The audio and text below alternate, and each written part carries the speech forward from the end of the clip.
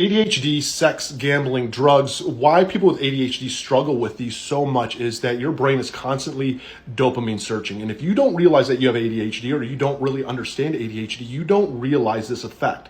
Your brain is constantly looking for highs. And guess what? Gambling gives us a high. It's the risk. It's the dopamine rush. People with ADHD thrive and can get very heavily addicted by gambling because it is not a routine. It is constant dopamine hits. It is constant chance. It is constant thriving for our brain. And we get hyper-focused in on it.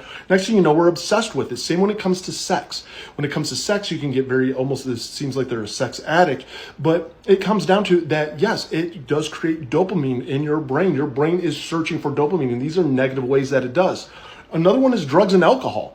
That is stuff that creates dopamine in your dopamine search. And if you don't realize this, it is very easy for you to get hooked because you are looking for something that will stimulate your brain, create dopamine, create that excitement, allows you to focus. Now you get hyper focused in on that, and it's always changing. So there is no routine there to make it boring for you. That's the scariest part. And if you don't realize it, you don't know. And that's why it's so important to get diagnosed with ADHD. I even have a link in the bio to ADHD Online. Get tested.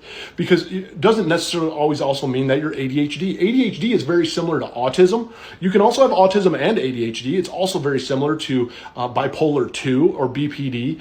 It's important to get diagnosed so you understand and know the correct therapy, the correct coping, and what to watch out for. But when it comes down to dopamine searching with ADHD is a struggle that so many people don't realize. And next thing you know, they're battling different addictions out there.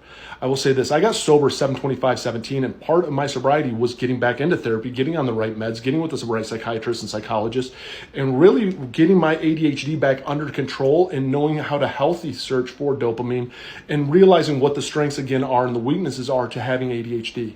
If I can get sober, you can get sober, man. It's one day at a time and it's finding what works for you. I believe in you. Don't give up.